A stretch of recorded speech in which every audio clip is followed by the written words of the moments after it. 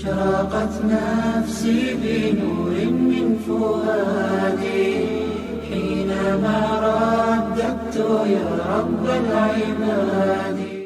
أعوذ بالله من الشيطان الرجيم. بسم الله الرحمن الرحيم. ألهاكم التكاثر حتى زرتم المقابر كلا سوف تعلمون ثم كلا سوف تعلمون. صدق اللہ العظیم. یہ سورہ التکاثر ہے اور اس سورہ کے اندر 8 آیتیں ہیں اور 1 رکوع ہے، اور یہ سورہ قرآن کریم کی ترتیب کے اعتبار سے سورہ نمبر 102 ہے. کل قرآن کریم میں 114 صورتیں ہیں، اور اس سورہ کا نام التکاثر اس لیے رکھا گیا کہ اس سورہ میں ایک لفظ آ رہا ہے التکاثر آگے، اسی کی مناسبت سے اس کا نام رکھا گیا ہے. اب علماء میں بہت بڑی تعداد جمہور علماء نے یہ بیان کیا ہے کہ یہ سورہ التکاثر جو ہے مکی سورہ ہے، اور یہی قول زیادہ صحیح ہے. بعض لوگوں نے یہ بھی کہا کہ یہ مدنی ہے، لیکن اس کی وجہ یہ تھی کہ جن لوگوں نے مدینے میں رہ کر پہلی مرتبہ سنا تو انہوں نے یہ کہا کہ یہ مدنی ہے، حالانکہ یہ مکی صورتیں ہیں، لیکن انہوں نے پہلی مرتبہ مدینے میں سنا تھا اس لیے مدنی کہہ دیا. اب اس میں جو شروعاتی جملہ ہے وہ ہے الہاکم التکاثر، یہ ہے آیت نمبر 1. الہا یلہی الہان کے معنی آتا ہے کسی چیز سے غافل ہو جانا یا غفلت میں پڑ جانا، بھول جانا. اس کا ترجمہ لوگوں نے یہ بھی کیا ہے الہاکم ای انساکم، یعنی تم کو مال کی کثرت نے اللہ سے غافل کر دیا، تم کو مال کی کثرت نے اللہ سے دور کر دیا، تم کو مال کی کثرت نے اللہ تعالیٰ کی ذات کو بھلا دیا، تم کو مال کی کثرت نے دین سے دور کر دیا. تو الہا کے معنی بھول جانا، غفلت میں پڑ جانا، اور جو ہے اچھے کام سے دور ہو جانا، بری چیزوں میں لگ جانا، یہ سب مفہوم کے اعتبار سے کہا جا سکتا ہے. دوسرا لفظ اس میں ہے التکاثر. تکاثر کے معنی یہ کثرت سے بنا ہے، اس کے معنی تو آتے ہیں ذاتی کے، لیکن یہاں پہ مراد ہے مال کی کثرت اور فخر کی کثرت. فخر کہتے ہیں آپس میں ایک دوسرے پہ برتری حاصل کرنے کو، تو اس کی کثرت نے تم کو خدا سے غافل کر دیا. مال کی کثرت نے اور جاہ کی کثرت نے، ایک ہوتا ہے مال اور ایک ہوتا ہے منصب. ہاں، دونوں کی محبت بہت خراب ہوتی ہے. اب بہت سے لوگ دنیا میں مال تو پا جاتے ہیں، لیکن جو ہے وہ منصب حاصل کرنا چاہتے ہیں. پھر چھوٹے چھوٹے محکمے میں بھی ایسا ہوتا ہے، کہیں کہیں امامت کی بھی لڑائی ہو جاتی ہے، کوئی مسلح چاہتا ہے، امام بننا چاہتا ہے. بہرحال خلاصہ یہ ہے کہ اس کو منصب بولتے ہیں، کسی عہدے کو تلاش کرنا اور اس کے لیے جو ہے لالچ کرنا، یہ جو ہے عہدے اور منصب ہوتے ہیں. تو عہدے اور منصب کی لالچ اور مال کی ذاتی کی لالچ، ان دونوں نے تم کو خدا سے غافل کر دیا ہے. دراصل واقعہ کیا ہے؟ واقعہ یہ ہے کہ بعض لوگوں نے یہ لکھا ہے کہ یہ سورہ نازل کیوں ہوئی. تو یہ سورہ اس لیے نازل ہوئی کہ مکہ مکرمہ میں رہنے والے 2 قبیلوں کے درمیان آپس میں مفاخرات، ایک دوسرے پر فخر کرنے کی بحث چلی. اس نے کہا کہ میرا خاندان تمہارے خاندان سے بڑا ہے، دوسرے نے کہا نہیں میرا قبیلہ اور خاندان تمہارے خاندان سے بڑا ہے. اور پھر اپنے اپنے خاندان کے لوگ منصب بتانے لگے کہ میرے ہاں اتنے صدر تھے، اتنے جو ہے انسپکٹر تھے اور اتنے فلاں تھے. دوسرا بھی ایسے ہی گنانے لگا. اور حتیٰ کہ کتابوں میں لکھا ہے کہ بحث کرتے کرتے ایک قبیلے کی تعداد کم ہو گئی اور دوسرے قبیلے کی تعداد زیادہ ہو گئی، تو اب جس کی تعداد کم ہو گئی وہ آگے کیسے بڑھے؟ تو اس نے کہا کہ تم کیا بات کرتے ہو، چلو قبرستان چلو، میں دکھاؤں کہ میرے آبا و اجداد یہاں لیٹے ہیں، تو قبروں کو شمار کیا جائے گا اگر تو تم سے ہم زیادہ ہو جائیں گے۔ تو وہ دونوں قبیلے اور دونوں قبیلے کے لوگ چلے گئے قبرستان اور وہاں پہ قبر گننے لگے۔ ہوتا ہے نا دیہاتوں میں اپنی اپنی وہ ہوتی ہے، قبرستان ہوتی ہے کہ اس میں انہی کے گھر اور خاندان کے لوگ جمع ہوں گے، کہیں برادری کے لوگ ہوتا ہے کہ فلاں برادری کے لوگ یہاں جمع ہوں گے، تو ویسے ہی ان لوگ کا قبرستان تھا، تو قبر جو ہے شمار ہونے لگی۔ اسی کو قرآن نے کہا حتیٰ زرتم المقابر، کہ یہاں تک کہ تم تفاخر کرتے کرتے قبرستان پہنچ گئے اور وہاں قبروں کو گننے لگے۔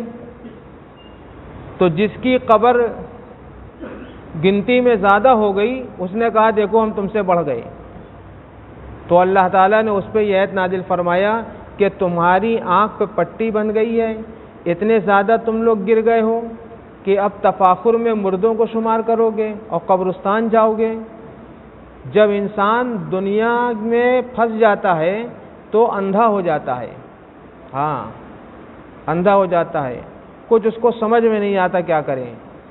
تو بہرحال اس آیت اور سورہ کے شان نزول کے بارے میں یہ بتایا جاتا ہے، اور یہ بھی بتایا جاتا ہے کہ مدینے میں رہنے والے دو قبیلے اوس و خزرج جو ہے لڑ گئے تھے تفاخر میں، اور یہ بھی بتایا جاتا ہے کہ قریش کا قبیلہ اور یہودیوں کا قبیلہ۔ بہرحال سب باتیں صحیح ہو سکتی ہیں۔ خلاصہ یہ ہے ساری باتوں کا کہ لوگ جو ہے آپس میں تفاخر کر رہے تھے، اور تفاخر میں بات اتنی بڑھی کہ جب تعداد کم ہوئی تو وہ قبروں کو شمار کر کے بڑھانے لگے اپنی تعداد کو۔ تو اللہ تعالیٰ نے منع فرمایا ہے۔ اور آپ کو معلوم ہونا چاہیے کہ عربوں میں تفاخر یعنی اپنے آباء و اجداد کا ذکر کرنا یہ ایک ان کے ہاں سسٹم تھا، یہ ان کے ہاں ایک رواج تھا۔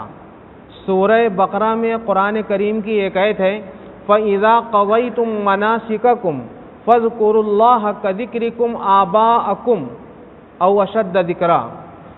تو سورہ بقرہ میں یہ جو آیت نازل ہوئی ہے یہ حج کے موقع پہ نازل ہوئی ہے۔ اصل میں ایسا ہوتا تھا کہ جب یہ مکہ کے رہنے والی قوم قریش اور وہاں پہ آنے والے لوگ حج جب کرتے تھے تو حج کے بعد 3 دن مینا میں ٹھہرتے تھے، اور جب مینا میں ٹھہرتے تھے تو اپنے آباء و اجداد کا ذکر کرتے تھے کہ میرے ابا ایسے تھے تو میرے دادا ایسے تھے تو میرے پردادا ایسے تھے، تو ان کے مناقب بیان کیے جاتے تھے، ان کی تعریف پہ پل باندھے جاتے تھے۔ تو اللہ تعالیٰ نے ان 3 دنوں میں مینا میں حاجیوں کو یہ کہا کہ اب اپنے آباء و اجداد کا ذکر بند کر دو، ہاں اب اللہ کا ذکر کیا کرو۔ لہذا عرفات سے جب حاجی آتا ہے مزدلفہ تو مزدلفہ کے بعد مینا میں 3 دن ٹھہرتا ہے، 10، 11، 12 ذی الحجہ، اور اگر کوئی چاہے تو 13ویں کو بھی ٹھہر سکتا ہے۔ تو اس میں جب ٹھہرتے تھے تو یہ اپنے آبا کا ذکر کرتے تھے۔ اللہ نے اس بری عادت کو اور بری خصلت کو ختم کر دیا اور کہا کہ آبا کا ذکر نہ کیا کرو، بلکہ کس کا ذکر کیا کرو؟ اللہ کا ذکر کیا کرو، اللہ کو یاد کیا کرو۔ فَإِذَا قَضَيْتُم مَّنَاسِكَكُمْ فَاذْكُرُوا اللَّهَ كَذِكْرِكُمْ آبَاءَكُمْ أَوْ أَشَدَّ ذِكْرًا، کہ تم جب اپنے حج کو پورا کر لو تو مینا میں آ کر اللہ کو یاد کرو جیسا کہ کسی زمانے میں تم اپنے آباء و اجداد کو یاد کیا کرتے تھے، بلکہ اپنے آباء و اجداد سے زیادہ ذکر کس کا کیا کرو؟ اللہ کا ذکر کیا کرو۔ یہ جو آباء و اجداد کا ذکر ہے یہ بھی تکبر کی بات ہے، ہاں، اور اصل کمال پتہ ہے کیا ہونا چاہیے؟ اصل کمال یہ ہونا چاہیے کہ خود بنو اچھے، خود اچھے بنو، خود نیک بنو، اور پھر ایسے آباء و اجداد کا ذکر کرنا، ایسے آباء و اجداد کا ذکر کرنا جو مطلب برائی کر کے گئے ہیں، بت پرستی کر کے گئے ہیں، دنیا میں غلطیاں کر کے گئے ہیں۔ ایک شخص تھا ابو رمال نے جو ہے ابرہہ کو راستہ بتایا تھا کہ مطلب خانہ کعبہ یہ ہے، تو یمن سے آیا تھا نا ابرہہ خانہ کعبہ کو ڈھانے کے لیے. تو جب خانہ کعبہ کو ڈھانے کے لیے آیا تھا تو ابو رمال نام کا ایک شخص نے جو ہے راستہ بتا دیا تھا کہ یہ راستہ ہے. تو جب وہ مر گیا تو اس کی قبر پہ اس کے مرنے کی تاریخ میں ہر سال مکہ کے رہنے والے غیر مسلم پتھر مارتے تھے اس کی قبر پہ. ہاں، کیونکہ اتنا گندا کام کیا تھا.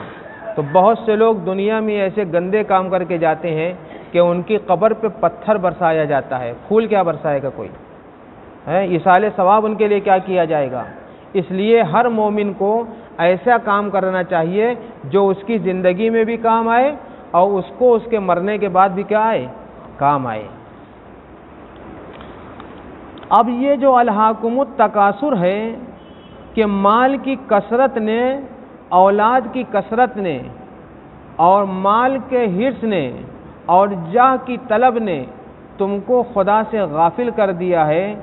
یہ حدیث میں اللہ تعالیٰ کے پیغمبر حضرت رسول پاک صلی اللہ علیہ وسلم نے بہت کچھ بیان فرمایا ہے. ہاں، نبی پاک صلی اللہ علیہ وسلم نے فرمایا کہ لو کان لابن آدم وادیان من مال لابتغى وادیا ثالثا ولا يملأ جوف ابن آدم الا التراب. کیسی زبردست بات بیان فرمائی نبی اکرم صلی اللہ علیہ وسلم نے. فرمایا کہ انسان تو اتنا لالچی ہے کہ اگر اس کو مال کی دو وادیاں یعنی جنگل میں، پورے جنگل میں مال بھر دیا جائے اور ایک نہیں اس کو دو جنگل دے دیا جائے تو پھر بھی وہ خواہش کرے گا کہ ایک جنگل بھر کے مال اور مل جائے. دیکھ لیجئے جتنے ملک ہیں، یہ جو سرحد پہ فوجیں لگی ہوتی ہیں نا سرحد پر، تو سرحد پہ فوجیں کیوں لگی ہوتی ہیں؟ اسی لیے لگی ہوتی ہیں کہ دوسرا ملک والا اس ملک میں داخل ہو کے زمین قبضہ نہ کر لے اتنا حصہ. تو تقریباً سبھی ملکوں کی سرحد پر فوجیں لگی ہوتی ہیں. تو وہی اللہ کے نبی فرما رہے ہیں کہ لو کان لابن آدم، اگر ابن آدم کو دو وادی مل جائے مال کی تو تیسری وادی کے وہ چکر میں رہتا ہے اور اس کا پیٹ کبھی بھی نہیں بھرتا ہے. اس کا پیٹ تو صرف قبر کی مٹی بھرتی ہے جو ہم لوگ ڈال کر آتے ہیں نا. ہاں بس، اس لیے ایسی لالچ نہیں کرنا چاہیے. اللہ تعالیٰ اس بری لالچ سے بچائے. اور جو شخص توبہ کر لے گا مال کی حرص سے، مال کی جاہ سے، تو اللہ تعالیٰ اس کی توبہ کو قبول کر لیتے ہیں. ایک اور حدیث میں ہے کہ اگر ابن آدم کو سونے کا ایک جنگل دے دیا جائے، وہاں اوپر مال تھا اور یہاں سونا بتایا جا رہا ہے کہ اگر سونا بھر کے پورا ایک جنگل اس کو دے دیا جائے تو احب ان لہ وادیا آخر، تو اس کے دل کی یہ خواہش ہوگی کہ ایک وادی اور سونے کی بھر کے مل جائے. ہاں، کبھی بھی اس کو چین نہیں ملے گا، وہ چاہے گا. آپ دیکھ لیجئے عورتوں کو اپنی آپ کتنا بھی زیور دے دیں وہ آپ سے ہر سال یہی کہے گی کم ہے. سمجھے آپ؟ چاہے جتنا آپ دے دیں. ایک مولانا کہتے ہیں کہ عورت سے جو ہے کو اگر سل کا زیور بنا کے کہا جائے گلے میں لٹکا لو تو وہ بھی لٹکا لے گی. سمجھے؟ یعنی اتنا بھاری بوجھا سل، جانتے نا سل؟ ہاں ہاں، تو اگر اس کو سونے کی بنا کے اس کے گلے میں لٹکا لیں تو وہ برداشت کر لے گی. کیوں؟ اس لیے کہ مال کی حریص ہے وہ. ہاں، کسی خاتون کی توہین نہیں کی جا رہی ہے، یہ صفت بیان کی جا رہی ہے کہ بعض ایسی ہوتی ہیں کہ بہت حریص ہوتی ہیں. بہرحال عورت کیا مرد بھی بہت لالچی ہوتا ہے. عن انس رضی اللہ تعالی عنہ قال قال رسول اللہ صلی اللہ علیہ وسلم یحرم ابن آدم وتشب منہ اثنتان. نبی پاک صلی اللہ علیہ وسلم فرما رہے ہیں کہ جب آدمی بوڑھا ہوتا ہے تو اس کا جسم تو کمزور ہو جاتا ہے دھیرے دھیرے. ہاں، بہت کمزور ہو جاتا ہے، لیکن دو چیزیں اس کی جوان ہو جاتی ہیں. دو چیزیں جوان ہو جاتی ہیں. پہلی چیز ہے الحرص علی المال، کہ مال کا وہ حریص ہو جاتا ہے. کہ کتنا مال اس کو مل جائے، کتنا مال اس کو مل جائے۔ اور والحرص علی العمر، اور جو ہے پھر وہ مال کے ساتھ ساتھ اپنی عمر بھی چاہتا ہے لمبی ہو جائے زیادہ۔ ایک بار جو ہے ایک بوڑھے میاں بیمار ہو گئے، تو میں ان کی عیادت میں گیا تھا، تو بہت عبرت کی بات ہے، یہ بالکل سچا واقعہ ہے، میرا خود دیکھا ہوا۔ تو میں ان کی عیادت میں گیا، تو میں بھی گیا، مجھ سے پہلے لوگ بیٹھے تھے اور لوگ بھی دیکھنے آ رہے تھے، تو وہ سب سے یہ کہہ رہے تھے کہ دعا کرو کہ اللہ تعالیٰ میری عمر کو بڑھا دے۔ بیمار تھے، 80 سال کے ہو چکے تھے، اور دعا کروا رہے تھے ہر آنے والے سے کہ اللہ میری عمر بڑھا دے۔ چنانچہ ان کی عمر بڑھ گئی اور کافی دن جیے وہ۔ پھر انہوں نے خود مجھ سے کہا، میرے استاد بھی تھے وہ کچھ بعض چیزوں میں، مجھ سے خود انہوں نے کہا کہ دعا کرو کہ اللہ مجھے اٹھا لے۔ یعنی اتنی لمبی عمر ملی کہ خدمت کرنے سے بیٹی بیٹے بھی عاجز ہو گئے، وہ معذور ہو گئے، وہ معذور ہو گئے، پیشاب پخانہ کب تک کرائیں گے؟ پوتے اور نواسے تو کسی لائق نہیں ہوتے ہیں، جو اپنے نانی نانا دادی داد دیکھ لیں، اولاد ہی تھوڑا بہت رہ جاتی ہے، وہ بھی کتنا لمبا کرے گی آپ کی خدمت۔ اتنی لمبی زندگی مانگ لی کہ خود انہوں نے مجھ سے کہا کہ دعا کرو سیف کہ اب اللہ مجھے اٹھا لے۔ ایک ہوٹل میں وہ رہتے تھے، اخیر میں نہ کوئی بیٹی نہ کوئی بیٹا دیکھنے والا۔ بہرحال تو اتنی لمبی عمر بھی نہ مانگیے آپ، عافیت کی دعا مانگیے۔ ہاں، ایک صاحب تھے، وہ دعا مانگتے تھے کہ اللہ مجھ کو چلتا پھرتا اٹھا لے۔ وہ میرے خسر صاحب تھے، وہ یہی دعا مانگتے تھے، مجھ سے اکثر کہتے تھے میرے لیے دعا کرو کہ چلتا پھرتا میں چلا جاؤں۔ انہوں نے عصر کی نماز پڑھی اور دوڑتے ہوئے ٹرین پہ بیٹھنے جا رہے تھے، گرے اور اللہ کو پیارے ہو گئے۔ تو چلتے پھرتے نہیں، دوڑتے ہوئے جو ہے اللہ کو پیارے ہو گئے۔ تو جیسی انسان دعا مانگتا ہے، دعا بھی اچھی مانگنا چاہیے، دعا بھی کیا مانگنا چاہیے؟ اچھی مانگنا چاہیے۔ ہاں، کبھی بری دعا نہ مانگے۔ بہرحال کس وقت اللہ تعالیٰ سن لے، کون سی گھڑی ہو مقبولیت کی، اسی وجہ سے کہا گیا ہے کہ عورتیں اپنے بچوں کو بد دعائیں دیتی ہیں، تو عورتوں کو اپنے بچوں کو بد دعائیں نہیں دینا چاہیے۔ بچوں کو بھی چاہیے کہ ماں باپ کی بد دعا سے بچیں، پتہ نہیں کون سی گھڑی ایسی ہو کہ سن لی جائے۔ بہرحال تو انسان جو ہے بوڑھا تو ہو جاتا ہے، لیکن اس کی دو چیزیں جوان رہتی ہیں، ایک مال کی حرص اور ایک جو ہے لمبی عمر۔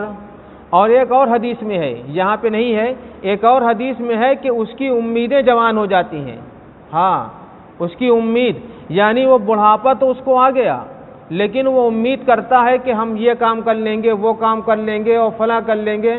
ایک مرتبہ حضرت اسامہ بن زید رضی اللہ تعالیٰ عنہ نے کسی سے قرض لیا، اور قرض لینے کے بعد جو ہے ان سے 1 ماہ یا 1 سال کا وعدہ کیا ادائیگی کا۔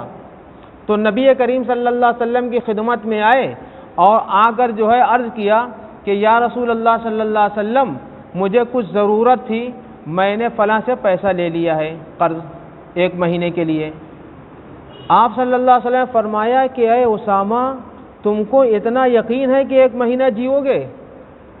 تم کو اتنا یقین ہے کہ 1 مہینہ جیو گے؟ میں تو ایک جانب کا سلام پھیرتا ہوں تو مجھ کو یہ یقین نہیں ہوتا کہ دوسری جانب کا سلام پھیر سکوں گا یا نہیں۔ یہ اس طرح موت کو یاد رکھنا چاہیے۔ جو اس طرح موت کو یاد رکھے گا وہ عیش و عشرت میں اتنا لالچی نہیں ہو سکتا۔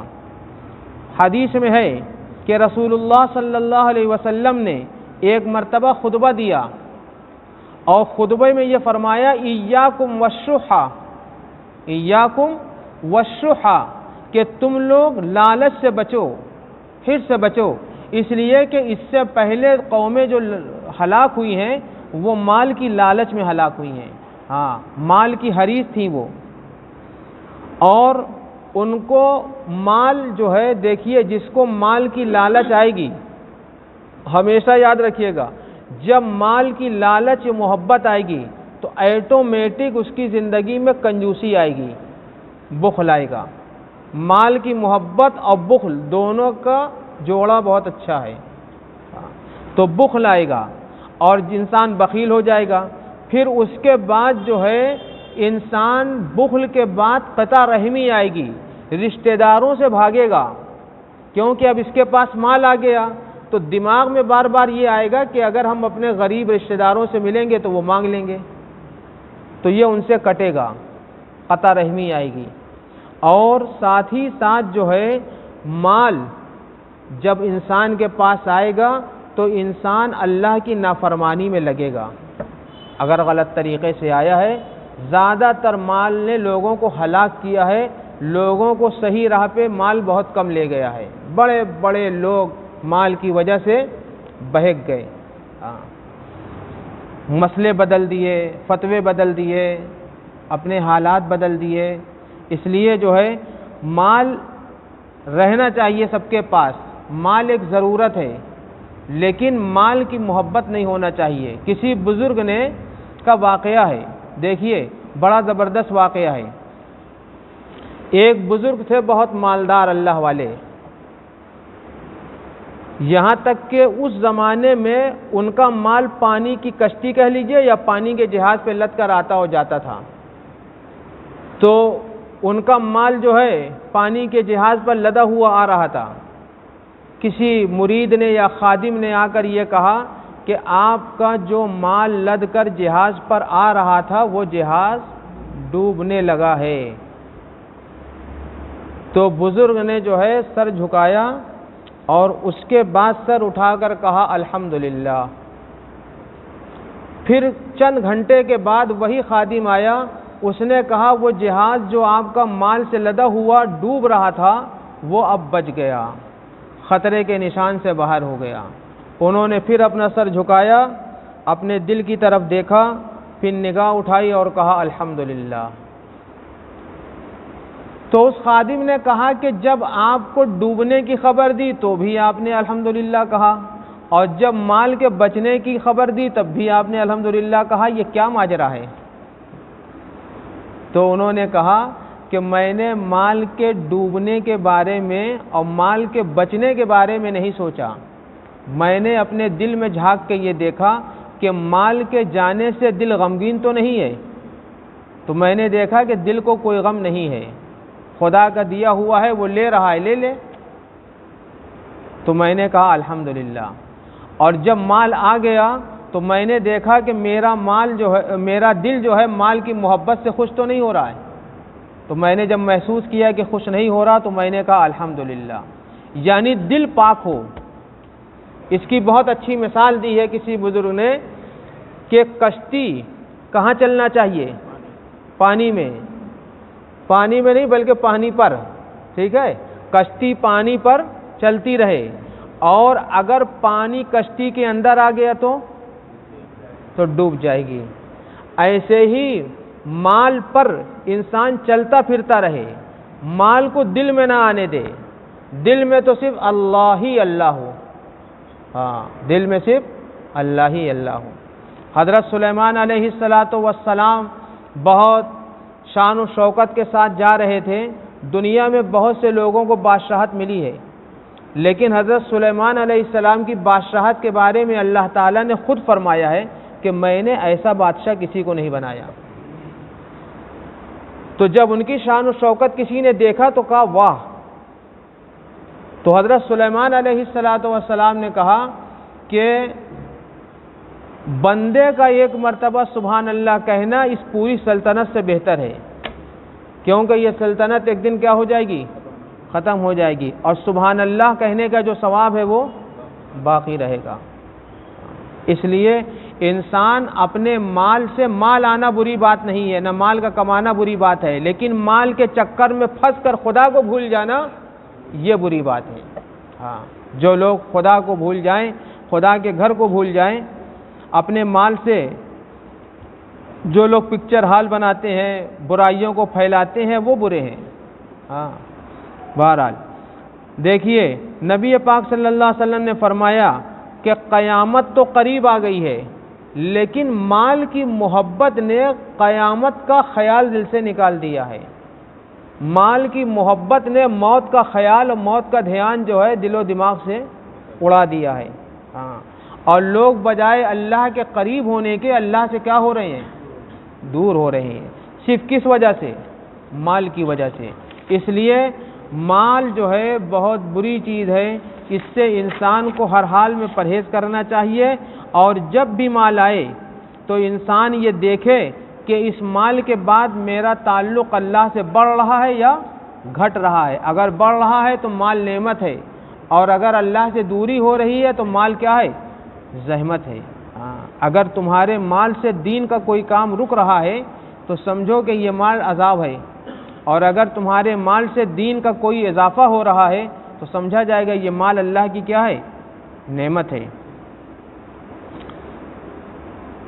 اور بہت سے لوگ ایسے ہیں جو دنیا کو کمانے کے لیے سوال کرتے ہیں. حدیث میں آتا ہے جو اپنا مال بڑھانے کے لیے سوال کرتے ہیں وہ اللہ کے سامنے جب حاضر ہوں گے تو ان کے چہرے پہ گوشت نہیں ہوگا. یعنی اس طرح سے بدنما اور بدصورت انداز میں جو مال جمع کرنے کے لیے سوال کرتے ہیں. جو اللہ کے لیے سوال کرتے ہیں وہ غلط نہیں ہے، لیکن جو مال خود جمع کرنے کے لیے. ایک مرتبہ ایک سائل جو ہے سوال کر رہا تھا نبی کریم صلی اللہ علیہ وسلم کی مجلس میں، تو نبی پاک صلی اللہ علیہ وسلم نے فرمایا کہ یہ جتنے دینار لے گا اتنے انگارے اپنے پیٹ میں جہنم کے بھرے گا. آپ کو معلوم ہو گیا ہوگا بدریہ وہی کہ یہ مال بڑھانے کے لیے سوال کر رہا ہے. آپ نے فرمایا جتنے انگارے اس کا دل چاہے بھرنے کا اتنے دینار لوگوں سے کیا کر لے؟ جمع کر لے. اور انسان کو تھوڑی روزی پر جو راضی ہو جاتا ہے تو اللہ تعالیٰ بھی اس کے تھوڑے سے عمل پہ کیا ہو جاتے ہیں؟ راضی ہو جاتے ہیں. حدیث میں ہے من رضی من اللہ بالیسیر من الرزق رضی اللہ منہ بالقلیل من العمل. تو تھوڑے مال والے سے تھوڑا عمل بھی اللہ کیا کر لے گا؟ قبول کر لے گا. آخری بات یہ ہے کہ نبی پاک صلی اللہ علیہ وسلم نے انسان کو دنیا کی لالچ سے بچنے کے لیے ایک طریقہ بتایا ہے. وہ طریقہ جو ہے ہم بتا دے رہے ہیں، عمل بہت مشکل ہے اس پر، لیکن بہرحال آدمی کوشش کرے گا تو کوئی کر بھی سکتا ہے عمل. آپ صلی اللہ علیہ وسلم نے فرمایا کہ دنیا کے معاملے میں اپنے سے نیچے لوگوں کو دیکھو، اور دین کے معاملے میں اپنے سے آگے کے لوگوں کو دیکھو. یعنی دنیا میں اگر آپ کے پاس اسکوٹر ہے، بائک ہے، تو آپ دیکھیے کار والوں کو نہیں بلکہ سائیکل والوں کو. اگر آپ سائیکل والوں کو دیکھیں گے تو آپ کی زندگی میں شکر کی صفت پیدا ہوگی، آپ کے اندر بے چینی نہیں آئے گی. سمجھ میں آئی بات؟ تو دنیا کے معاملے میں اپنے سے نیچے والوں کو دیکھا جائے اور آخرت کے معاملے میں اپنے سے اوپر والوں کو. جو 5 وقت کی نماز پڑھتا ہے اس کو آپ دیکھیں گے تو آپ کو شوق ہوگا کہ آپ بھی 5 وقت کی نماز پڑھیں. اب آدمی الٹا کرتا ہے، آدمی یہ دیکھتا ہے کہ فلاں کے پاس تو کار ہے، میرے پاس تو بائک ہی ہے. سمجھے آپ؟ تو کار ہونا چاہیے، اس کے لیے بے چین رہے گا، اس کے لیے حرام حلال کی تمیز ختم کر دے گا. اور دین کے معاملے میں یہ کہتا ہے کہ ارے ہم تو جمعہ پڑھتے ہیں نا، وہ تو جمعہ بھی نہیں پڑھتا. تو جو دوسرے کے جمعے کو دیکھے گا نہیں پڑھ رہا ہے تو جمعے پہ اکتفا کرے گا نا، اس کو 5 وقت نماز کی کہاں توفیق ہوگی. اس لیے دین کے معاملے میں اب ایک آدمی دیکھتا ہے کہ فلاں آدمی قرآن نہیں پڑھتا، تلاوت نہیں کرتا، تو وہ بھی نہیں کرے گا. آدمی یہ دیکھے کہ وہ 10 پارہ تلاوت کرتا ہے تو کم سے کم 1 پارہ تو یہ کر لے گا. اس لیے جو ہے یہ علاج ہے حرص سے بچنے کا.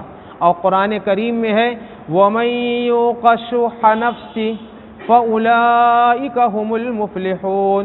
جو شخص نفس کی لالچ سے، مال کی لالچ سے بچا لیا جائے گا وہی کامیاب ہے. اور انسان زیادہ تر جو ہے مال اور اولاد کے فتنے میں مبتلا ہے. قرآن کریم میں ہے یا ایھا الذین آمنوا لا تلہکم اموالکم ولا اولادکم عن ذکر اللہ، کہ اے ایمان والو تم کو تمہارے مال اور تمہاری اولاد اللہ کی یاد سے غافل نہ کریں.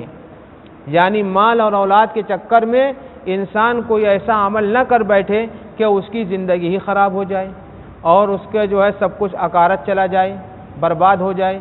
اس لیے انسان کو چاہیے کہ ہر وقت اللہ کو پیش نظر رکھے، چاہے غربت کی حالت ہو اور چاہے امیری کی حالت ہو، چاہے تنگ دستی ہو اور چاہے خوشحالی ہو، ہر حال میں کس کو سامنے رکھے؟ اللہ کو اور اللہ کی ذات کو، اللہ کی خوشی کو۔